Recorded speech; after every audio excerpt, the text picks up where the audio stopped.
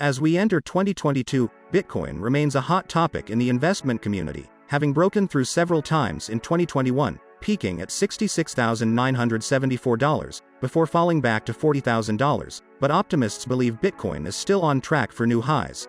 But amidst all the news, many people seem to have forgotten that this hot virtual currency is only 13 years old.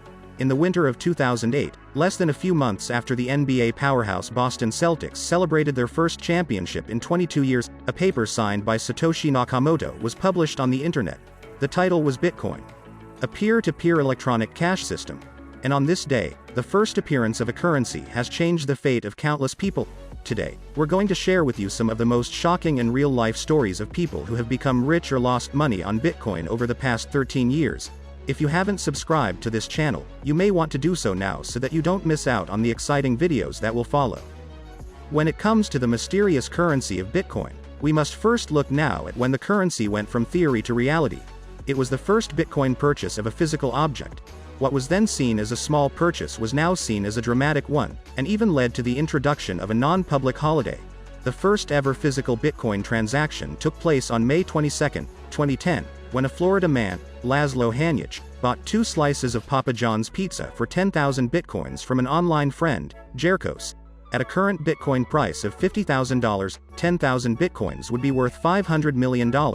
In other words, Laszlo ate the most expensive pizza ever to fill his stomach, and Jerkos, who received the money, could have easily become a billionaire if he had held on to the 10,000 bitcoins to this day.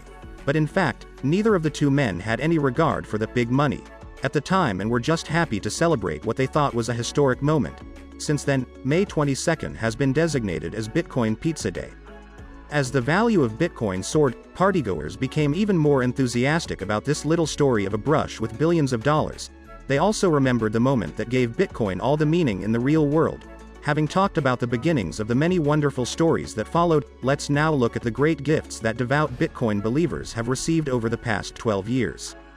Not far from Silicon Valley in San Francisco on the west coast of the United States, where freedom and capitalism are prized, there is a simple-looking house that later became known by the nickname Crypto Castle. Over the years, this modest building has been occupied by dozens of new techies in their 20s. According to Jeremy Gardner, a landlord working in blockchain-related technology under the age of 30, these young investors would become devoted believers in Bitcoin or other cryptocurrencies within 2 hours of moving in.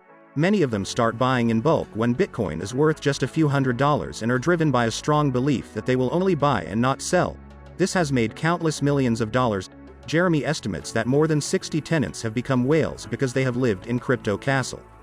Similar mysterious buildings are not the only ones in San Francisco.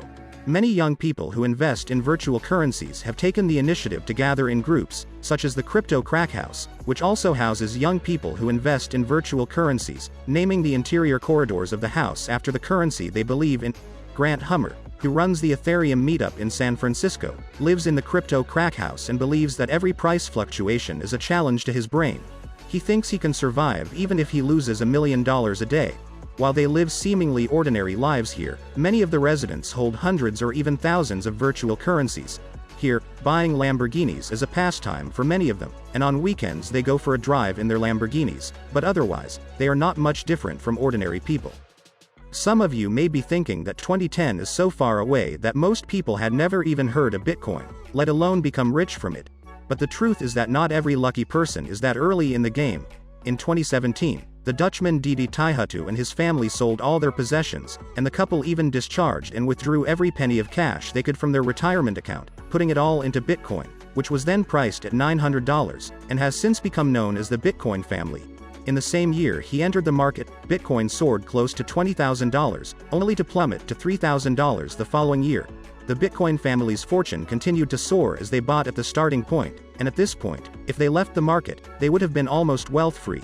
He is confident that Bitcoin will still reach new highs, and he would not be surprised if it reaches $200,000 by 2022. The Bitcoin family still doesn't have any bank accounts or real estate, and all their belongings are still invested in the highly volatile Bitcoin.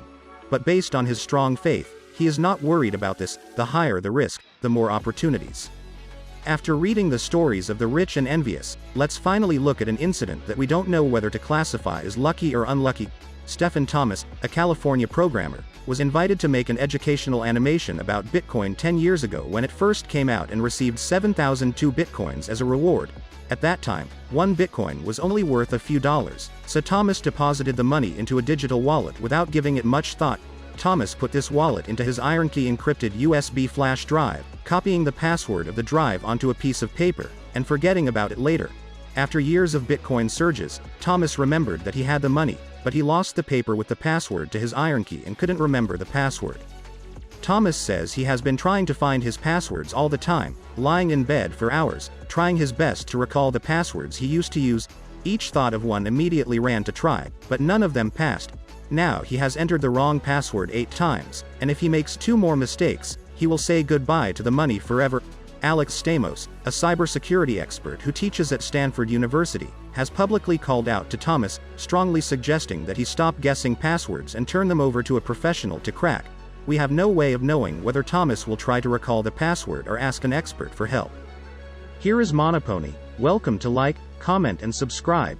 See you next episode.